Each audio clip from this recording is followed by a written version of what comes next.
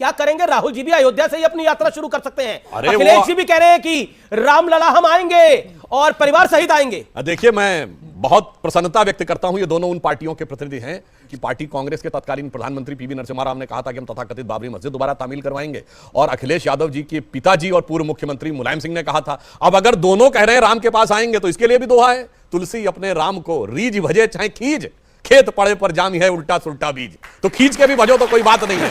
एक दौर था कि गोलियां चलवा दी गई, एक दौर था कि जब हमारी 93 में सरकार नहीं बनी तो उन्होंने कहा था सपा बसपा मिलकर एक हो गए थे, मिले मुलायम काशीराम, हवा में उड़ गए जय श्री राम। और उस समय हमारी एक नेत्री ने कहा था ये केवल इसलिए दिख रहा है कि शक्ति और एकता में कमी है, जिस दिन एकता और शक्ति वास्तविक दिखेगी उस दिन जो कहते हैं मिले मुलायम काशीराम, हवा में उड़ गए जय श्री राम, उस दिन नारा आएगा कि क्या मुलायम का काशीराम, सारे बोलेंगे जय श्री राम। और आज देखो वो दिखाई पड़ने लगा। देखिए, उत्तर प्रदेश में हमारी 18 विधानसभा थी कुल 1986-87 में, और लोकसभा 2, और आप देखिए हम पहुंचे लोकसभा में 303, यूपी में पहले सभा 300, 255, और आप कहां पहुंचे? आज एक सीट है। हमको मत राम विमुख हाल तुम्हारा जी जी सवाल।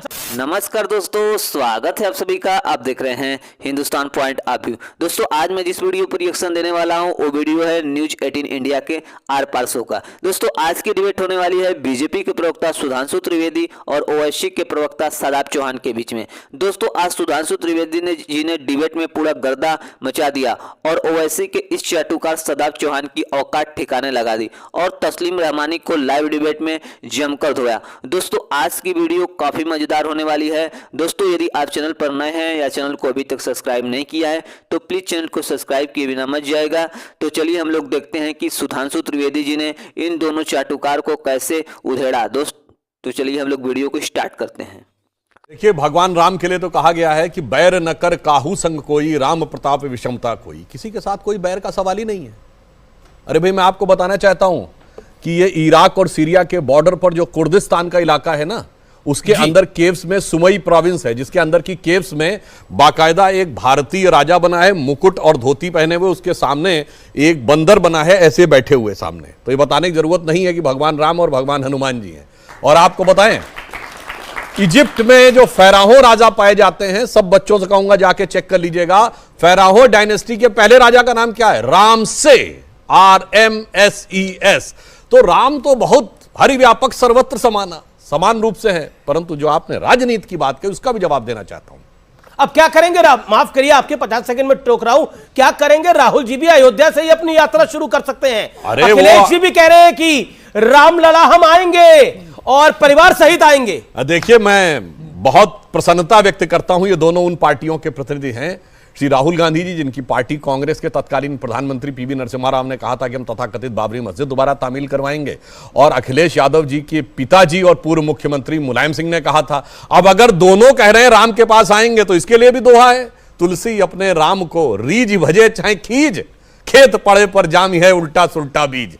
तो खींच के भी भजो तो कोई बात नहीं है। पर मैं एक राजनीतिक बात बता देना चाहता हूं। एक दौर था परिंदा पर नहीं मार पाएगा, एक दौर था कि गोलियां चलवा दी गई, एक दौर था कि जब हमारी 93 में सरकार नहीं बनी तो उन्होंने कहा था सपा बसपा मिलकर एक हो गए थे, मिले मुलायम काशीराम, हवा में उड़ गए जय श्री राम। और उस समय हमारी एक नेत्री ने कहा था ये केवल इसलिए दिख रहा है कि शक्ति और एकता में कमी है, जिस दिन एकता और शक्ति वास्तविक दिखेगी उस दिन जो कहते हैं मिले मुलायम काशीराम, हवा में उड़ गए जय श्री राम, उस दिन नारा आएगा कि क्या मुलायम का काशीराम, सारे बोलेंगे जय श्री राम। और आज देखो वो दिखाई पड़ने लगा। जी, तस्लीम रहमानी, आप सेकुलर पॉलिटिक्स के इस देश के अंदर बड़े वरिष्ठ प्रोदा हैं, और मैं ये बात बड़ी साफगोई से आपसे पूछता हूं, सबको राम धुन सुनाई दे रही है, क्या सुन सुन सुन राम की धुन आपको भी सुनाई दे रही है?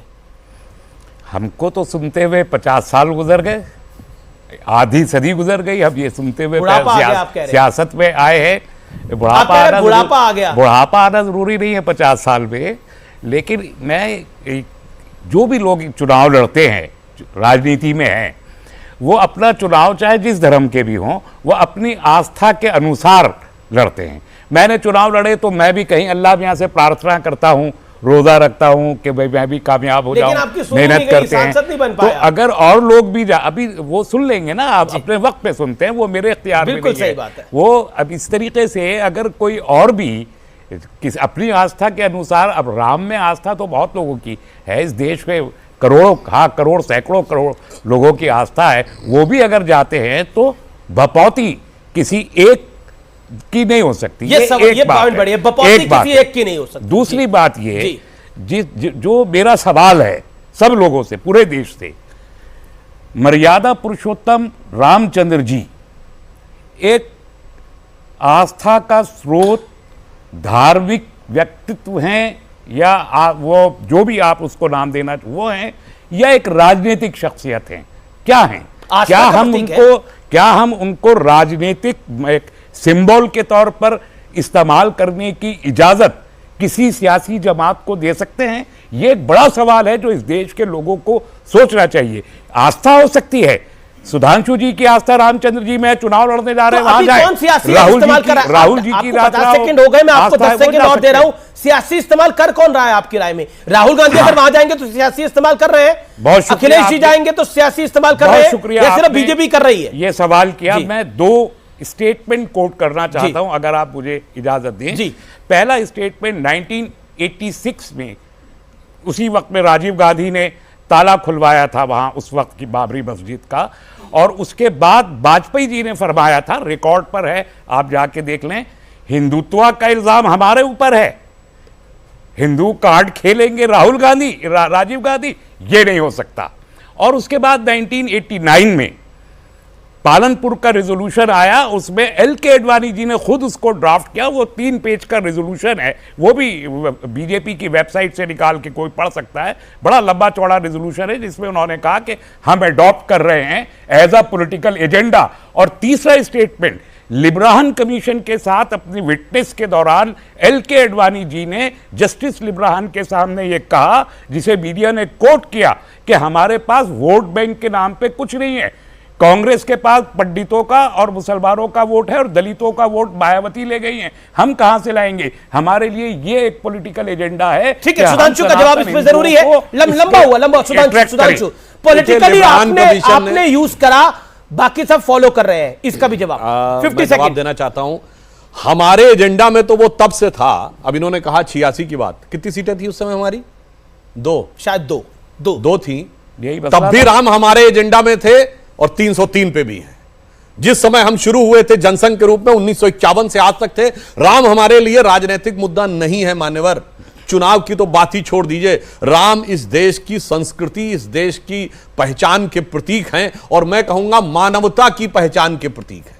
इसलिए राजनीति के साथ कौन जोड़ता है, मैं उसका जवाब देना चाहता हूं। चुनावी अभियान की शुरुआत, शायद रहमानी साहब एक बात या तो ध्यान नहीं रही या जान के उसको घुमा गए, 1989 का लोकसभा इलेक्शन, उसकी शुरुआत स्वर्गीय राजीव गांधी जी ने अयोध्या से राम का नाम लेके राम राज्य के नारे के साथ की थी, चुनावी अभियान की शुरुआत। तो हुआ क्या? वो करा तो सही, लेकिन कांग्रेस उसके बाद कभी फुल मेजॉरिटी से आ नहीं पाई सत्ता के अंदर। आप आए 2 बारी, 2014 और 2019। उसका कारण यह है जी कि वाजपेयी जी के स्टेटमेंट याद कर लीजिए अब। नहीं, मैं उसी पॉइंट पे। और सर, अगर स्टेटमेंट याद करना तो मुलायम सिंह जी का फ्लोर ऑफ द हाउस पे है कि हम बाबरी मस्जिद दोबारा तामील करेंगे।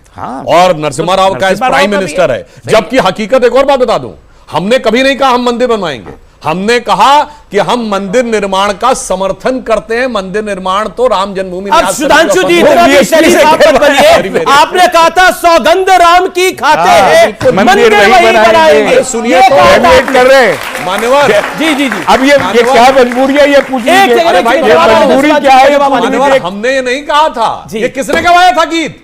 महंत अमरनाथ जी ने। वो राम जन्मभूमि न्यास समिति के अध्यक्ष थे, और आगे उससे पहले क्या बोला था? जन जन के मन में राम रमे और प्राण प्राण में सीता है, और हृदय की धड़कन रामायण पग पग पर बनी पुनीता है। इसलिए नरनाहर श्री पुरुषोत्तम का हम मंदिर भव्य बनाएंगे, सौगंध राम की खाते हैं, पार्लियामेंट के बनाएंगे। तो मैं इसलिए कह रहा हूं, जानते हैं जब भगवान राम स्वयं आए थे लीला करते हुए, तो क्या सामने वालों को लग रहा था भगवान है? अगर रावण की सेना को पता होता भगवान है तो युद्ध थोड़ी करती, भगवान के शरण में चली जाती।